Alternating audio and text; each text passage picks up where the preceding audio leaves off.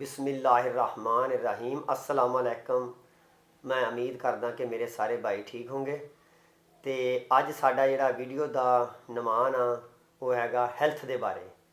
तो मेरे वड्डे भाई फकीर मज़र बैठे आ।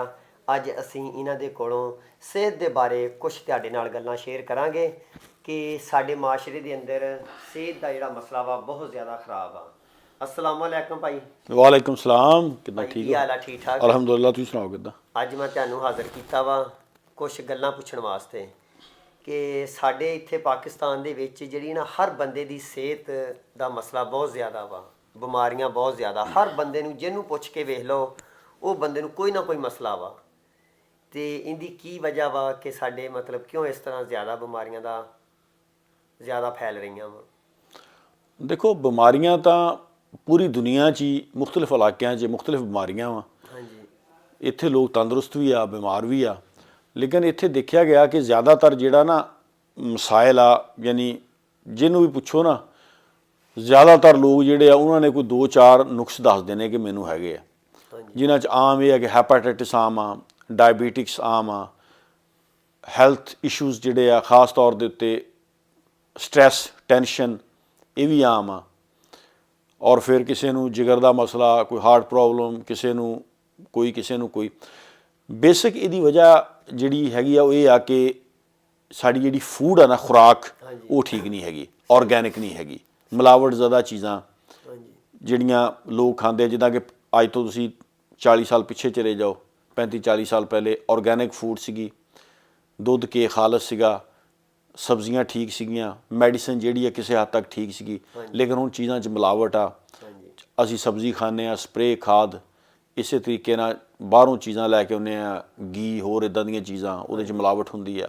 ਫਿਰ ਅਸੀਂ ਜਿਹੜੇ ਚੀਜ਼ਾਂ ਕਿਸੇ ਰੈਸਟੋਰੈਂਟ ਜਾ ਕੇ ਖਾਣਾ ਖਾਈਏ, ਸਾਨੂੰ 100% ਯਕੀਨ ਨਹੀਂ ਹੁੰਦਾ ਕਿ ਜਿਹੜਾ ਮੀਟ ਅਸੀਂ ਖਾ ਰਹੇ ਹਾਂ ਉਹ ਵਾਕਈ ਹਲਾਲ ਆ ਜਾਂ ਉਹ ਸਹੀ ਕੁੱਕ ਕੀਤਾ ਗਿਆ। ਸਹੀ ਇਹ ਚੀਜ਼ਾਂ ਹੈਗੀਆਂ। ਹਾਂਜੀ ਤੋ ਜ਼ਿਆਦਾਤਰ ਮੇਰੇ ਪੁਆਇੰਟ ਆਫ ਵਿਊ ਨਾਲ ਤੇ ਇਹ ਆ ਕਿ ਬਾਹਰੋਂ ਪਹਿਲੀ ਗੱਲ ਤਾਂ ਖਾਣਾ ਨਹੀਂ ਚਾਹੀਦਾ। ਹਾਂਜੀ ਲੇਕਿਨ ਅਗਰ ਖਾਣਾ ਵੀ ਪਵੇ ਤਾਂ ਫਿਰ ਤੁਸੀਂ ਮੀਟ ਤੋਂ ਪਰਹੇਜ਼ ਕਰੋ, ਦਾਲ ਸਬਜ਼ੀ ਖਾ ਲਓ। ਹਾਂਜੀ ਤੇ ਇਸੇ ਤਰੀਕੇ ਦੇ ਨਾਲ ਆਪਦਾ ਜਿਹੜਾ ਬਾਕੀ ਭਾਜੀ ਮੇਰੇ ਹਿਸਾਬ ਨਾਲ ਕਿ ਨਾ ਜਿਹੜਾ ਸਾਡੇ ਇੱਥੇ ਮਤਲਬ ਟੈਨਸ਼ਨਾਂ ਬਹੁਤ ਜ਼ਿਆਦਾ ਹੋ ਗਈਆਂ ਵਾ, ਜ਼ਰੂਰਤਾਂ ਆਪਣੀਆਂ ਵਧਾ ਲਈਆਂ ਵਾ। ਹਾਂ, ਇਹ ਵੀ ਇੱਕ ਵਜ੍ਹਾ ਹੈਗੀ ਆ ਟੈਨਸ਼ਨ ਦੀ।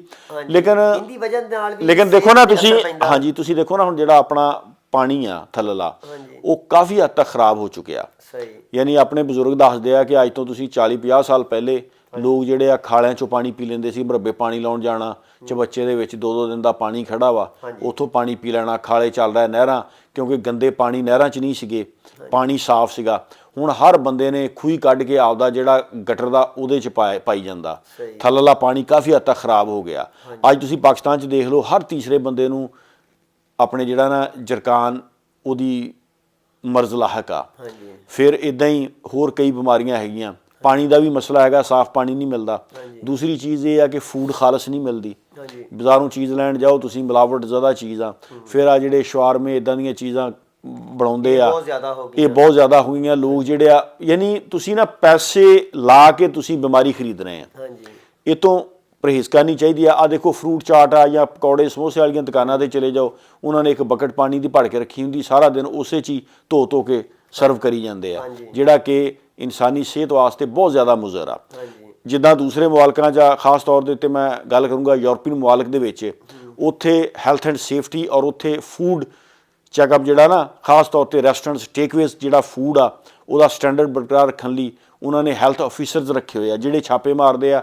ਅਗਰ ਤੁਹਾਡਾ ਖਾਣਾ ਮਿਆਰੀ ਨਹੀਂ ਹੈਗਾ ਜਾਂ ਉਹਨਾਂ ਦੇ ਮੁਲਕ ਦੇ ਸਟੈਂਡਰਡ ਦੇ ਮੁਤਾਬਕ ਤੁਸੀਂ ਫੂਡ ਆਪਦਾ ਤਿਆਰ ਨਹੀਂ ਕਰਦੇ, ਤੇ ਉਹ ਤੁਹਾਡਾ ਰੈਸਟੋਰੈਂਟ ਟੇਕਵੇ ਜਿਹੜਾ ਉਹ ਬੰਦ ਕਰ ਸਕਦੇ ਆ, ਤੁਹਾਡਾ ਲਾਇਸੈਂਸ ਜਿਹੜਾ ਉਹ ਖੋਹ ਸਕਦੇ ਆ। ਆਪਣੇ ਪਾਕਿਸਤਾਨ 'ਚ ਤੁਸੀਂ ਦੇਖੋ ਹੁਣ ਕਈ ਦੁਕਾਨਾਂ ਹੈਗੀਆਂ ਜਿੱਥੇ ਆ ਪਕੌੜੇ ਪਕੂੜੇ ਕੱਢਦੇ ਆ, ਜਾਂ ਬਾਹਰ ਚਲੇ ਜਾਓ, ਉਹ ਸਿਰ ਦੇ ਵਾਲਾਂ ਵਰਗਾ ਤੇਲ ਹੁੰਦਾ ਕਾਲਾ, ਉਹਦੇ ਵਿੱਚ ਹੀ ਪਕਾ ਕੇ ਦੇਈ ਜਾਂਦੇ ਆ। ਅੱਛਾ ਭਾਜੀ, ਮੈਂ ਤੁਹਾਡੀ ਇਹ ਗੱਲ ਨੂੰ ਠੋਕਦਾ ਕਿ ਮੈਂ ਤੁਹਾਨੂੰ, ਤੁਸੀਂ ਵੀ ਪਾਕਿਸਤਾਨ 'ਚ ਆਉਂਦੇ ਆ, ਮਾਮੂ ਵੀ ਆਉਂਦੇ ਆ, ਪਹਿਲੇ ਆਪਣੇ ਅੱਬਾ ਵੀ ਆਉਂਦੇ ਹੁੰਦੇ ਸੀ, ਦਾਦਾ ਅੱਬੂ। ਇਹ ਤੁਸੀਂ ਮਤਲਬ ਬਹੁਤ ਆਪਣੀ ਇਹ ਨਾ ਖਾਣ ਪੀਣ ਦਾ ਹਿਸਾਬ ਇੱਥੇ ਪਾਕਿਸਤਾਨ 'ਚ ਆਣ ਕੇ ਤੁਸੀਂ ਟਾਈਮ ਨਾਲ ਮਤਲਬ ਖਾਣਾ, ਆਪਦੇ ਮਤਲਬ ਦਾ ਖਾਣਾ, ਇਹ ਜਿਹੜੀਆਂ ਗੱਲਾਂ ਅਸੀਂ ਇੱਥੇ ਰਹਿੰਦੇ ਹੋਏ ਅਸੀਂ ਨਹੀਂ ਸੋਚਦੇ। ਯਾਰ ਗੱਲ ਪਤਾ ਕੀ ਆ, ਮੈਂ ਹੁਣ ਜਦ ਇੱਥੇ ਪਾਕਿਸਤਾਨ 'ਚ ਰਹਿੰਦਾ ਸੀ 2001 'ਚ ਮੈਂ ਗਿਆ। ਹਾਂਜੀ ਮੈਂ ਹੁਣ ਮਰਬੇ ਜਾਈਦਾ ਸੀ ਨਾ, ਹਾਂਜੀ ਮੈਂ ਆਪਣੇ ਜਿਹੜਾ ਖਾਲਾ ਚੱਲਦਾ, ਮੈਂ ਉਹ ਆਪਣੇ ਜਿਹੜਾ ਪਾਣੀ ਜਿੱਥੇ ਲਾਈਦਾ ਉੱਥੋਂ ਮੈਂ ਕਈ ਦਫਾ ਪਾਣੀ ਪੀਤਾ, ਹਾਂਜੀ ਉਦੋਂ ਹਜ਼ਮ ਹੋ ਜਾਂਦਾ ਸੀਗਾ। ਹਾਂਜੀ ਮਰਬੇ ਜਾਣਾ, ਜਾ ਕੇ ਮੂਲੀਆਂ ਗਾਜਰਾਂ ਜੋ ਕੁਛ ਹੈਗਾ, ਉਹ ਗੱਲ ਇਹ ਆ ਕਿ ਤੁਹਾਡਾ ਆਬੋ ਹਵਾ ਨਾਲ ਤੁਹਾਡਾ ਜਿਹੜਾ ਬਾਡੀ ਚੇਂਜ ਹੋ ਜਾਂਦੀ ਹੈ। ਉਹਦੇ ਤੇ ਤੁਸੀਂ ਆਦੀ ਹੋ ਗਏ। ਹਾਂ, ਹੁਣ ਤੁਸੀਂ ਆ ਨਵੇਂ ਜਗ੍ਹਾ ਤੇ ਜਾਓ, ਵੈਸੇ ਤੁਸੀਂ ਪਾਕਿਸਤਾਨ 'ਚ ਹੀ ਇੱਕ ਜਗ੍ਹਾ ਤੋਂ ਦੂਸਰੀ ਜਗ੍ਹਾ ਚਲੇ ਜਾਓ, ਹਾਂਜੀ ਤੁਹਾਡੇ ਪਾਣੀ ਦੇ ਨਾਲ ਪੇਟ ਅਪਸੈਟ ਹੋ ਜਾਂਦਾ। ਹਾਂਜੀ ਤੁਸੀਂ ਅਗਰ ਨੋਟਿਸ ਕਰੋ ਨਾ, ਤੁਸੀਂ ਇੱਥੋਂ ਲਾਹੌਰ ਚਲੇ ਜਾਓ, ਇਸਲਾਮਾਬਾਦ ਚਲੇ ਜਾਓ, ਜਾਂ ਕਰਾਚੀ ਜਾਂ ਹੋਰ ਕਿਸੇ ਦੂਰ ਦਰਾਜ਼ ਕਿਤੇ ਇਲਾਕੇ ਚਲੇ ਜਾਓ ਪਾਕਿਸਤਾਨ ਦੇ ਅੰਦਰ ਹੀ, ਪਾਣੀ ਦੇ ਨਾਲ ਤੁਹਾਡਾ ਜਿਹੜਾ ਕਿ ਨਹੀਂ ਇਹ ਚੇਂਜਿੰਗ ਆ ਜਾਂਦੀ ਆ, ਕਿਉਂਕਿ ਬਾਡੀ ਤੁਹਾਡੀ ਯੂਜ਼ ਟੂ ਹੁੰਦੀ। ਜਿੱਥੇ ਤੁਸੀਂ ਰਹਿੰਦੇ ਆ ਹਾਂਜੀ ਉੱਥੇ ਪਾਣੀ ਤੁਸੀਂ ਪੀਂਦੇ ਆ, ਡਿਫਰੈਂਟ ਜਗ੍ਹਾ ਤੇ ਜਾਓਗੇ, ਓਬਵੀਅਸਲੀ ਤੁਹਾਡੀ ਬਾਡੀ ਦੇ ਉੱਤੇ ਉਹਦਾ ਸਾਈਡ ਇਫੈਕਟ ਹੋਊਗਾ। ਪਾਣੀ ਜਿਹੜਾ ਵਾ ਉਹ ਹੋ ਸਕਦਾ ਸਮ ਟਾਈਮ ਤੁਹਾਡਾ ਮਿਹਦਾ ਜਿਹੜਾ ਅਪਸੈਟ ਹੋ ਜਾਂਦਾ। ਸੋ ਇਸੇ ਤਰ੍ਹਾਂ ਹੀ ਹੈ, ਮੈਂ ਇੱਥੇ ਜਦੋਂ ਪਾਕਿਸਤਾਨ ਇੱਥੇ ਰਹਿੰਦੇ ਸੀਗੇ ਉਦੋਂ ਕੋਈ ਪਰਵਾਹ ਨਹੀਂ ਹੁੰਦੀ ਸੀ, ਖਾਣਾ ਪੀਣਾ ਜੋ ਮਰਜ਼ੀ ਖਾ ਲਿਆ ਪੀ ਲਿਆ, ਬਾਜ਼ਾਰੋਂ ਜਾ ਖਾ ਲਿਆ। ਲੇਕਿਨ ਹੁਣ ਆਈਏ, ਹੁਣ ਪੇਟ ਜਿਹੜਾ ਅਪਸੈਟ ਹੋ ਜਾਂਦਾ, ਇਸ ਕਰਕੇ ਮੈਂ ਤੇ ਪਰਹੇਜ਼ ਕਰਦਾ ਹੁੰਦਾ ਕਿ ਬਾਹਰੋਂ ਨਾ ਹੀ ਖਾਵਾਂ। ਪਾਣੀ ਜਿਹੜਾ ਕਹਿੰਦੇ ਬਹੁਤ ਜ਼ਿਆਦਾ ਪੀਣਾ ਚਾਹੀਦਾ ਵਾ, ਪਾਣੀ ਸਾਫ਼, ਹਾਂ ਪਾਣੀ ਜਿਹੜਾ ਜ਼ਿਆਦਾ ਪੀਓ, ਹਾਂਜੀ ਔਰ ਕੋਸ਼ਿਸ਼ ਕਰੋ ਕਿ ਤੁਸੀਂ ਨਾ ਆਰਗੈਨਿਕ ਫੂਡ ਜਿਹੜੀ ਆ ਉਹ ਖਾਓ, ਮਿਲਾਵਟ ਜ਼ਿਆਦਾ। ਔਰ ਖ਼ਾਸ ਤੌਰ ਤੇ ਜਿਹੜੇ ਹੁਣ ਜ਼ਿਮੀਂਦਾਰ ਆ, ਅੱਗੇ ਮੈਨੂੰ ਆਪਣਾ ਬਚਪਨ ਯਾਦ ਆਉਂਦਾ ਕਿ ਉਹਦੇ ਵਿੱਚ ਹਰ ਜ਼ਿਮੀਂਦਾਰ ਜਿਹੜਾ ਵਾ ਉਹ ਆਪਦੀ ਸਬਜ਼ੀ ਆਪ ਬੀਜਦਾ ਸੀਗਾ, ਹਾਂਜੀ ਯਾਨੀ ਪਿਆਜ਼, ਫਿਰ ਮਟਰ, ਆਲੂ, ਆਪਣੇ ਸਬਜ਼ੀ ਜਿਹੜੀ ਆ ਮੂੰਗਰੇ, ਇਦਾਂ ਦੀਆਂ ਚੀਜ਼ਾਂ ਨਾ, ਹਾਂਜੀ ਪਾਲਕ, ਗੋਭੀ, ਇਦਾਂ ਦੀਆਂ ਚੀਜ਼ਾਂ ਆਪ ਬੀਜਦੇ ਸੀਗੇ।